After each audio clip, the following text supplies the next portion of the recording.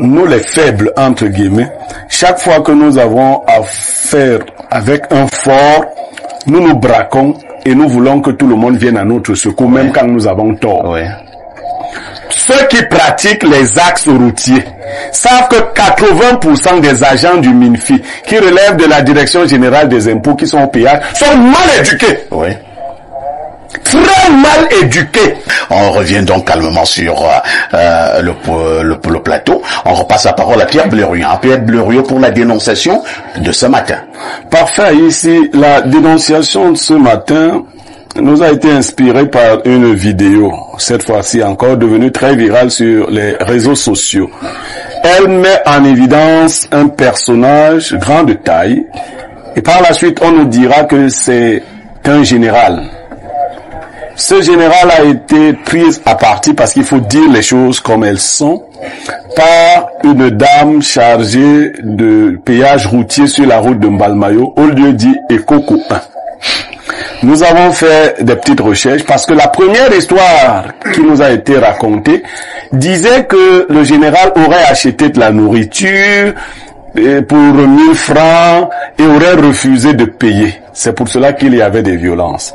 Nous nous sommes rapprochés et les faits sont les suivants.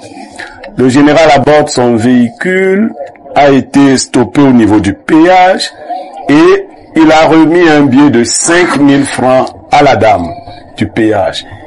La dame lui a dit, vous traversez, vous attendez la monnaie plus loin. Il a traversé et il s'est garé. Pendant qu'il attendait, un monsieur qui l'a reconnu s'est proposé de donner 500 francs à la dame pour que celle-ci restitue les 5000 du général, parce que le monsieur souhaitait pas que le général passe plus de temps. La dame lui aurait répondu que ceux qui veulent montrer qu'ils ont de l'argent n'ont qu'à patienter. Alors, c'est sur ces entrefaites que le porte-fagnon du général est sorti. Il est allé vers la dame pour lui demander si elle avait un autre problème que de recevoir ses frais de péage. Dans l'altercation qui a suivi, la dame a traité ce porte-fagnon de PD. Oh là là. Voilà. Ce qui a dégénéré. Les images qui sont disponibles montrent le général calmant son élément et d'autres personnes et disant à la dame de faire attention. La dame, dans la même vidéo, répond que moi je ne suis rien, toi tu es général, mais un général au-dessus des généraux. Nous portons cela à l'attention de ceux qui nous suivent pour des analyses aussi objectives que possible. C'est pour cela que je présente d'abord les faits de cette manière, ensuite nous allons analyser pour voir, parce que par la suite, c'est aller dans tous les sens. Nous avons des photos de la dame filmée avec une boursouflure au niveau du visage, ainsi de suite. Et chacun, on ne tape pas sur les femmes, on ne fait pas ceci, ce n'est pas parce que tu es général, et tout ceci, tout cela. Mais pour vous dire jusqu'à présent, je n'ai même pas essayé de connaître exactement qui est ce général. Je me suis contenté de savoir qu'il est général. Très bien. Merci Pierre Blériot pour cette dénonciation et surtout pour ces faits que vous présentez. Et là, je passe directement la parole à Aimé Cyprien Olinga. Aimé Cyprien Olinga, c'est vrai qu'il y a eu plusieurs versions, hein, mais que ce soit Blériot, que ce soit moi-même, nous avons vraiment mené les enquêtes sur cette affaire. Et c'est cette version-là qui était celle qui revenait de manière récurrente. C'est-à-dire, parce que, bon, je ne veux pas influencer votre analyse, hein. Le général donne déjà ses 5000. Oui. Et la dame du péage lui dit, comme l'a relevé tout à l'heure, ça nous arrive tous les jours. Oui. Elle vous donne ce qu'on appelle vulgairement un gros billet. Et la dame du péage vous dit, monsieur, garez devant, le temps de faire la monnaie. Et moi je parle de moi je garde souvent devant. Et j'attends la monnaie. Et on te fait également comprendre que le même général-ci a aussi garé devant. Oui. Il attendait la monnaie. Alors, et j'ai eu la version selon laquelle un monsieur qui reconnaît donc le général étant garé. Et bon, lui, le respect, il dit, oh là là, il dit, mais qu'est-ce que tu fais garer? Il dit, non, j'attends la monnaie du pays. Il dit, non, attends, moi je paye les 500 et on vous ramène vos 5000. Et c'est ce que le monsieur a fait. Malheureusement, quand le monsieur dit donc cela à la dame, que non, c'est un général qui est là dans la voiture, prend les 500 €, il dit, mais ça veut dire quoi? Il est un Camerounais comme tout le monde qui l'attend. C'est là dont le porte-fagnon descend de la voiture et s'énerve et demande donc à la dame du péage que, mais madame, est-ce que vous avez un autre problème? On vous a déjà donné 500, remettez nos 5000 et nous avançons. La dame dit, vous allez patienter comme tout le monde. Vous ne voyez pas que c'est trop facile parfois. Non, moi j'ai déjà eu ça.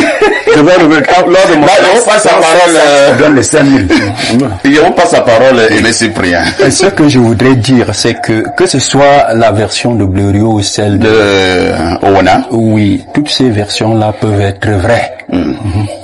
Mais moi, en tant qu'homme politique, je voudrais dire que nous avons un souci avec le service public dans notre pays. Ouais. Il faut que ceux qui servent nos compatriotes comprennent que le service public, c'est un peu comme le sacerdoce. C'est-à-dire qu'on ne le fait pas de manière... on doit le faire avec tout l'amour nécessaire. Quand vous servez le public, vous devez être un véritable serviteur. Parce que nous avons été très souvent justement été mal accueillis. Vous allez dans un service et à peine si on vous dit bonjour, vous dites même bonjour, on ne vous répond pas alors que c'est... Si vous dites bonjour une deuxième fois, habituellement ce sont les dames. La dame vous demande, monsieur, on se connaît. Voilà. Donc tu commences à dire, et donc, ce genre d'attitude peut faire en sorte que même une personne quelqu'un qui n'aime pas beaucoup de problèmes se fâche, parce que lorsque vous voulez dans son amour propre, c'est logique. Moi-même, il m'est souvent arrivé de sortir de mes gants quand vous vous rendez compte qu'en face vous avez des gens qui veulent absolument vous rabrouer et parfois pour des raisons qui ne sont pas avérées. Donc moi je voudrais interpeller tous ceux qui servent au-delà, que ce soit les péages, que ce soit dans les ministères, que ce soit dans les services publics. L'accueil est déjà quelque chose de très important lorsque vous êtes au service des gens. Si vous êtes fâché, vous êtes acariâtre, le jour même que vous vous êtes levé du mauvais pied, il est bon de demander à votre hiérarchie une permission. En disant que vous n'êtes pas dans votre assiette ce jour-là, au lieu d'y aller et de faire comme si peut-être vous avez des problèmes avec votre mari dans la nuit, avec votre époux, vous venez déverser ça sur des gens qui ne veulent que, n'est-ce pas, être servis normalement. Donc, merci, que le service public, que l'accueil, et nous mettons un accent là-dessus. Si moi je suis président de la République, je vous assure que l'accueil va changer. Parce que effectivement, je ferai comme Jerry John Rawlings. Moi, je suis un révolutionnaire. Et je veux faire en sorte que l'accueil soit ce qu'il est dans des pays comme le Ghana, où lorsque vous arrivez dans un service public, vous êtes accueilli par un sourire, même si la personne a eu des problèmes à la maison avec son épouse ou bien son époux. C'est compris. Pierre Blériot-Nyamèque, par rapport à cette vidéo qui est devenue virale, quel est votre regard, quel est votre commentaire? Non, parfait. Mon commentaire, c'est le suivant. Nous, les faibles, entre guillemets, chaque fois que nous avons affaire avec un fort, nous nous braquons et nous voulons que tout le monde vienne à notre secours, même quand nous avons tort. Ouais. Ceux qui pratiquent les axes routiers savent que 80% des agents du MINFI qui relèvent de la Direction Générale des Impôts qui sont au péage sont mal éduqués. Ouais. Très mal éduqués. C'est-à-dire, c'est pas, si c'est les gens qui travaillent dans les villages, je sais pas comment on les a mis là. Des creusets de rats. Je ne sais pas, ils sont mal J'en ai été victime plusieurs fois moi-même. Ils ont de la monnaie entre les mains. Et souvent, il a la monnaie, il dit que comme tu as voulu me montrer que tu as l'argent, tu vas attendre. Et il t'oublie carrément. Moi, sur le même axe Mbalmayo, une dame, je crains même que ce soit la même dame. Donc, quelque chose m'a l'air bon. Je me suis garé. Vous parlez d'être patient. Madame, après plus de 15 minutes, la dame n'avait toujours pas résolu. Elle n'est même plus au courant. Non, mais pire. Quand je suis finalement sorti du véhicule pour aller vers elle, elle a dit qu'elle ne reconnaissait pas que je lui avais donné un billet de 10 000. Oh là là. Et qu'est-ce que tu attendais donc là? Non, ben maintenant c'est devenu sa version contre la mienne. Incroyable. C'est-à-dire que maintenant, elle m'avait demandé de serrer. J'avais attendu 15 minutes. J'avais trouvé que c'était trop. Je suis revenu vers elle. Elle m'a dit que je ne reconnais pas que vous m'avez donné de l'argent. Peut-être elle ne vous a même pas vu passer. Alors, je me suis dit, mais... Alors, je lui dis, comment j'ai traversé Elle me dit que mais moi, vous avez traversé comme les autres. Je regarde, je dis, mais qu'est-ce que je dois faire? Moi, je n'avais pas de porte-fagnon.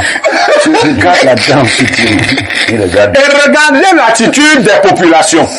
Quand un riche, entre guillemets, quand un grand a un problème avec les pauvres essayons aussi d'être honnêtes. Oui. Quand les pauvres viennent, ce n'est jamais pour chercher la verge. C'est comme les mototaximans. Un mototaximan vous cogne. Quand les autres mototaximans aussi toc que lui arrive, il tombe sur vous. C'est-à-dire, vous n'avez aucun droit. Parce que vous êtes dans la voiture, comme il est moto, donc, il est sur la moto, vous avez tort.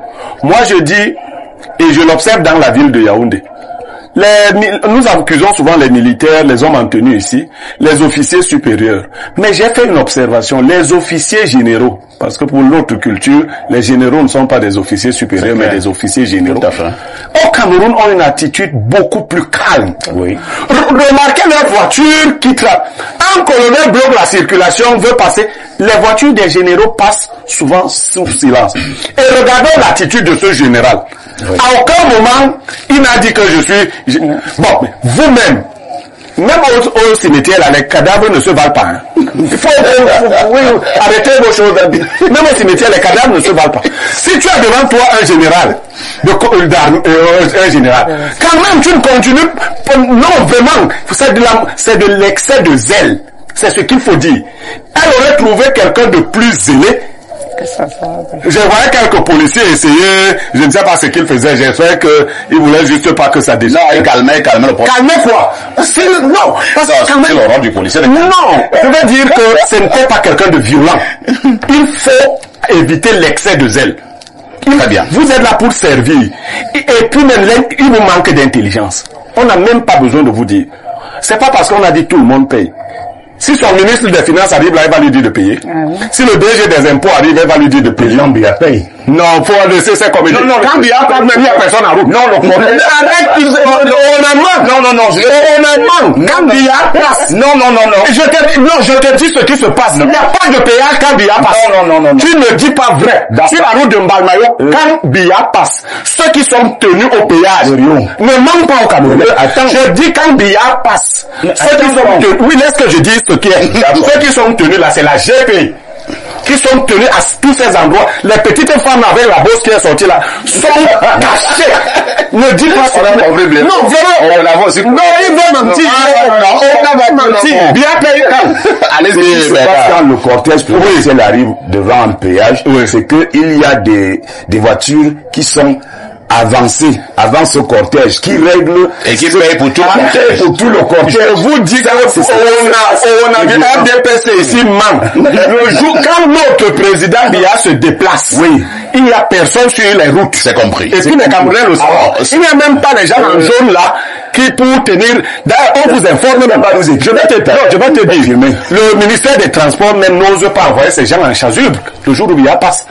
Non, ce que je veux dire en clair, c'est que nous devons éviter un excès de zèle. Il y a des gens qui aiment bonté. Quand on lui dit même que c'est parfait ici, il dit que même si je ne dérange pas souvent les gens, maintenant je vais déranger. Pourquoi on dit que j'ai dérangé un sac de modérateur? J'ai arrêté un général. On n'est pas à cette époque-là. Merci, c'est compris.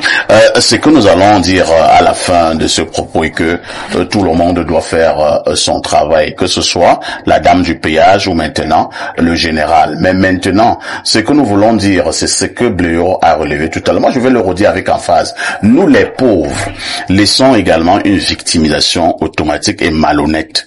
Il n'est pas dit que parce que tu es pauvre, tu as toujours raison devant le riche.